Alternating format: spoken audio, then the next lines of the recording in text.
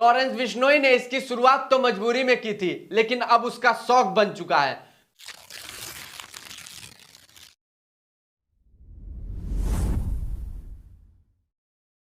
30 से 32 साल का व्यक्ति जेल में रह के तमाम लोगों की हत्याएं करा देता है और कई लोगों को खुली चुनौती दे देता है, और वो सारे कारनामे करता है जो हमारी और आपकी सोच से परे है। नाम तो आप समझ ही गए होंगे, लॉरेंस बिश्नोई। साम्राज्य अपना बढ़ाता जा रहा है और अगला दाऊद इब्राहिम बनने की कोशिश कर रहा है। कोई सा भी, चाहे सोशल मीडिया खोल लीजिए, चाहे टीवी चैनल खोल लीजिए, चाहे अखबार खोल लीजिए, फ्रंट पेज पे सुर्खियां बने हुए हैं। लेकिन इसी बीच ये जानना बेहद जरूरी है कि लॉरेंस बिश्नोई जब चर्चा में आया था तो सलमान खान को मारने की धमकी दी थी, तभी वो चर्चा में आया था। लेकिन बस ये सलमान खान को जान से मारने की धमकी दे रहा है, या फिर सलमान खान को जान से मार देगा, या फिर बस अपने नाम को चमकाने का प्रयास कर रहा है, ये जानना बेहद जरूरी है। नमस्ते, मैं अश्विनी श्रीवास्तव, आप देख रहे हैं द नेक्स्ट पोस्ट। 30 से 32 साल का वो लड़का जेल में रहता है और वो सारे कारनामे करता है जो आज से कुछ साल पहले दाऊद इब्राहिम, जो कि इंटरनेशनल डॉन के तौर पे माना जाता था, वो सारे कारनामे करता था। लोग अब लॉरेंस को हीरो की तरह भी देख रहे हैं, कुछ लोग विलन की तरह भी देख रहे हैं। तमाम लोग ये भी कह रहे हैं कि सलमान की हत्या नहीं करनी है इसको, बस ये धमकी दे रहा है और अपने नाम को चमकाने का प्रयास कर रहा है। जानेंगे लॉरेंस बिश्नोई की वो सारी बातें जो अभी तक आपके सामने अनसुनी रही हैं, आपने सुनी नहीं होगी। आखिरकार कैसे क्राइम की दुनिया में एक कदम रखता है, कहां इसका जन्म होता है, इन सब सारी चीजों पे विस्तार से चर्चा करेंगे। और पतझड़ का महीना फरवरी और 90s के दौर की शुरुआत, इन्हीं खूबसूरत दिनों में पंजाब के फजलिका में पुलिस विभाग के एक कांस्टेबल और उनकी पत्नी एक बच्चे को एक्सपेक्ट कर रहे थे। पढ़ी लिखी गृहिणी मां ने अपनी संतान के आने की खुशी में सारी तैयारियां कर रखी थी। 22 फरवरी 1992 का दिन आया और उनके घर में एक बेटा जन्म होता है। बेटा इतना खूबसूरत, रंग से इतना गोरा था कि मां ने उसका नाम लॉरेंस रखा। लॉरेंस एक क्रिश्चियन नाम है जिसका मतलब होता है एकदम साफ और चमकता हुआ सफेद। उसकी मां को क्या मालूम था, जिस बेटे का नाम वह सफेद रख रही है उसके कारनामे इतने काले होंगे कि पूरा भारत धधक उठेगा। यह परिवार बिश्नोई समुदाय से आता है, इसलिए उसका नाम हो गया लॉरेंस बिश्नोई। लॉरेंस इतना स्मार्ट, एक्टिव और स्पोर्टी था कि मां और पिता को लगता था कि वो स्पोर्ट्समैन बनेगा, खेल की दुनिया में अपना नाम करेगा। न सिर्फ मां बाप बल्कि खेल में देश का नाम बहुत ही ऊंचा रोशन करेगा। लेकिन लॉरेंस बिश्नोई जुर्म की दुनिया का ऐसा नाम बन गया जिससे कई राज्यों के लोग खौफ खाते हैं। कई राज्यों की पुलिस को उसने थका के रखा है। एक स्मार्ट नौजवान कैसे देखते ही देखते एक कुख्यात गैंगस्टर लॉरेंस बिश्नोई में तब्दील हो गया कि जेल में होने के बावजूद जुर्म की दुनिया में उसका सिक्का चलने लगा। से कुछ साल पहले सिद्धू मूसेवाला की हत्या के बाद एक बार फिर लॉरेंस बिश्नोई का नाम ऐसा छाया है कि सोशल मीडिया, न्यूज चैनल, अखबारों की सुर्खियां और फ्रंट पेज बन चुका है। जानेंगे छात्र राजनीति से अपराध तक कैसे लॉरेंस बिश्नोई पहुंचा। लॉरेंस बिश्नोई ने इसकी शुरुआत तो मजबूरी में की थी, लेकिन अब उसका शौक बन चुका है। गोल्डी से मिलने और विश्वविद्यालय की छात्र राजनीति में आने के बाद बिश्नोई के कदम अपराध की दुनिया और मुड़ गए। उसने अवैध गतिविधियों में शामिल होना शुरू कर दिया। लगभग 3 दशक बाद लॉरेंस बिश्नोई एक आतंकवादी है जिसके खिलाफ राष्ट्रीय जांच एजेंसी दिल्ली पुलिस ने गैर कानूनी गतिविधि रोकथाम अधिनियम के तहत मामला दर्ज किया है। लॉरेंस बिश्नोई के गिरोह ने पंजाब गायक सिद्धू मूसेवाला की हत्या करने का दावा किया था और उसके बाद मुंबई के बाबा सिद्दीकी का भी हत्या में उसी का नाम आ रहा है। लॉरेंस वर्तमान में साबरमती जेल में अभी बंद है, सुरक्षा वार्ड में कैद है। लॉरेंस बिश्नोई के खिलाफ कई दर्जनों केस, आपराधिक मामले दर्ज हैं जिनकी हत्या और जबरन वसूली के मामले में भी शामिल है। हालांकि उसने इन आरोपों से कुछ साल पहले इनकार किया था। और भी सारी चीजें जानेंगे। की बात करेंगे जहां लॉरेंस बिश्नोई आज से कुछ साल पहले बंद था। अजमेर की इस धुंधरा घाटी जेल को काला पानी माना जाता है, जहां पूरे राज्य के कुख्यात अपराधी रखे जाते हैं। अपराधियों के लिए जेल इतनी सख्त मानी जाती है कि कुख्यात आनंदपाल इस जेल से पेशी पर जाने के दौरान फरार हो गया था। जेल में राजस्थान के कुख्यात आनंदपाल के गैंग के भी शूटर थे। इस जेल में आने पर लॉरेंस की मुलाकात आनंदपाल के भाई से हुई। आनंदपाल एक एनकाउंटर में मारा जाने के बाद आनंदपाल का गुट कमजोर पड़ गया। लॉरेंस ने इस गुट को अपनी ताकत दी।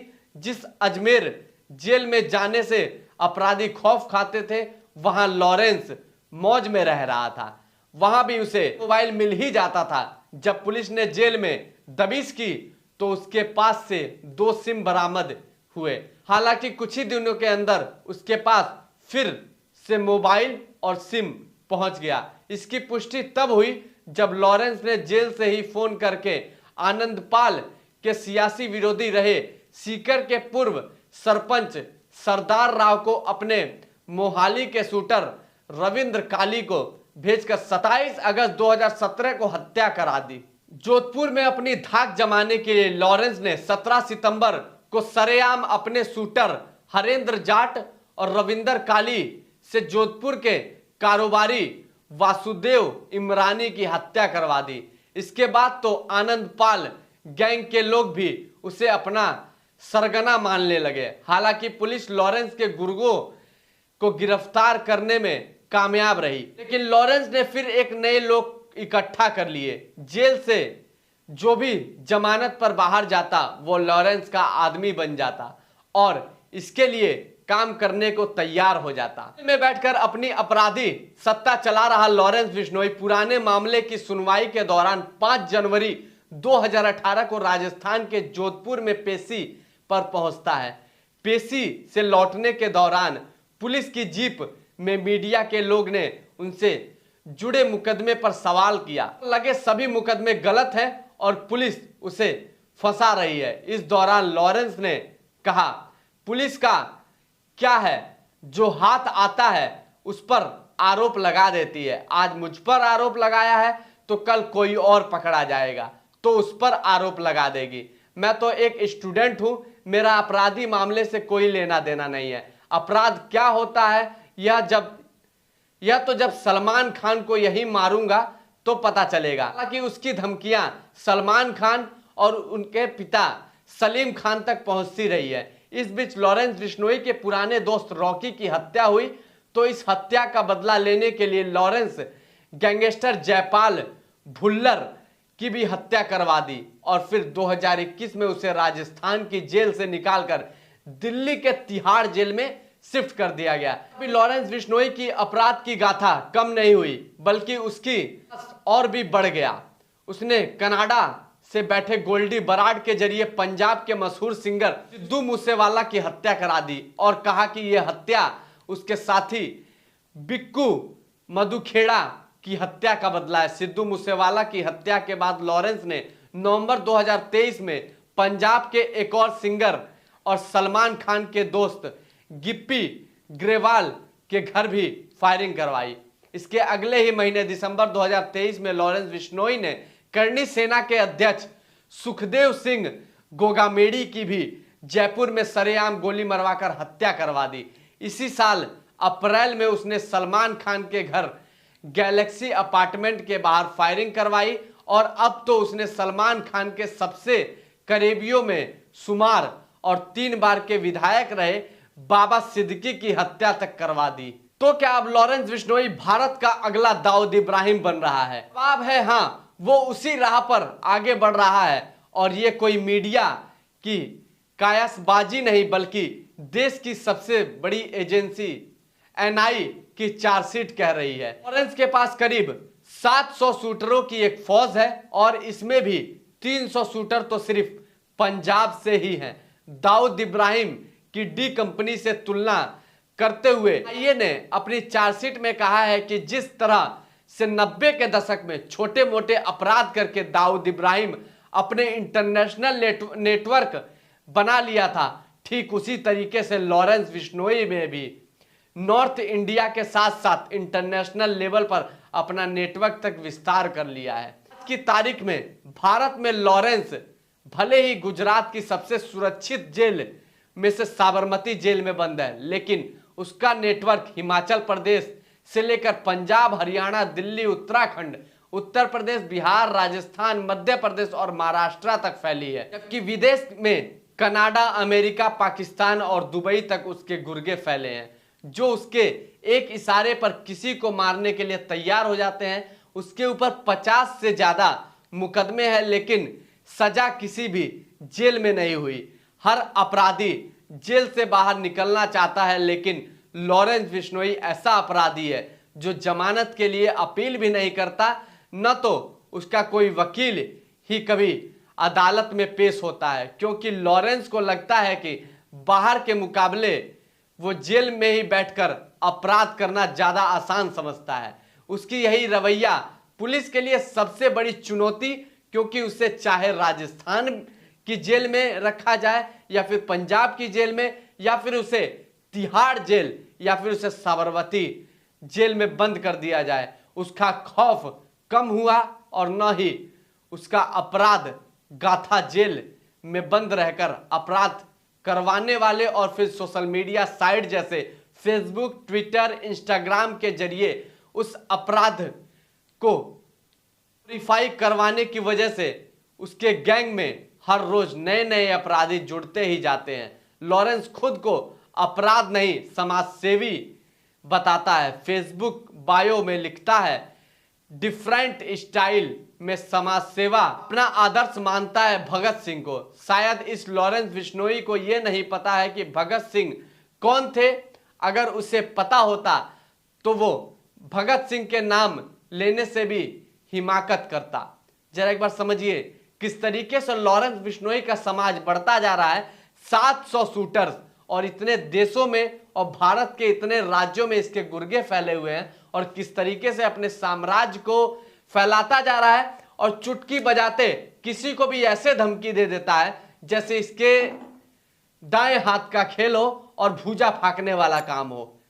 लगातार कमेंट अनेकों सोशल मीडिया साइट्स पे आता रहता है, न्यूज चैनल पे आता रहता है। एक तबका लॉरेंस बिश्नोई को हीरो की तरह देख रहा है तो एक तबका लॉरेंस बिश्नोई को पूरी तरीके से गैंगस्टर के रूप में देख रहा है। अब सही बात है भैया, जिसके पल्ले लॉरेंस बिश्नोई पड़ा वो उसको गैंगस्टर के रूप में ही देखेगा, और जो कुछ लोग हैं जो समाज को अच्छा बना के और सही दिशा में ले जाना चाहते हैं, ये ना चाहते हैं कि इस समाज में ना मार हो, ना हत्या हो, ना काट हो, ना इस तरीके के जुर्म को अंजाम दिया जाता हो, तो वो लोग सही बात है यही सोचेंगे कि इस तरीके की चीजों को बार बार अंजाम ना दिया जाए। जिस तरीके से लॉरेंस बिश्नोई अपने नाम को इतना बड़ा बना चुका है कि लोग उसका नाम लेने और उससे कुछ कहने तक में डरते हैं। अभी कुछ दिन पहले जब बाबा सिद्दीकी की हत्या की गई गोली मार के, तो कई सोशल मीडिया पे कई लोग आए, हीरो आए, कई लोग आए और उन्होंने खुले तौर पे लॉरेंस बिश्नोई को धमकी दी और ये कही कि अगर तुमने दोबारा ऐसा किया तो तुम्हारा अंजाम क्या होगा हमें भी नहीं पता। लेकिन कुछ ही घंटों बाद या फिर कुछ ही दिनों बाद सामने देखने को मिल रहा है कि वही लोग आके माफी मांग रहे हैं और अनेकों तरह की चीजें बता रहे हैं। बाकी लॉरेंस बिश्नोई का साम्राज्य किस तरीके से फैलता जा रहा है, चाहे उसको राजस्थान की जेल में बंद करो, चाहे तिहाड़ की जेल में बंद करो, चाहे गुजरात की जेल में बंद करो, किसी भी जेल में बंद कर लो, वो अपने ऐशो आराम से रहता है। लगता तो ऐसा है कि भारत सरकार का वो दामाद बन के रह चुका है। अब किस तरीके से अपना साम्राज्य फैलाता जा रहा है, आखिरकार इसके पीछे कौन है? बाकी आपकी क्या राय है कमेंट सेक्शन में जरूर बताइएगा। नमस्ते, मैं अश्विनी श्रीवास्तव, आप देख रहे हैं द नेक्स्ट पोस्ट।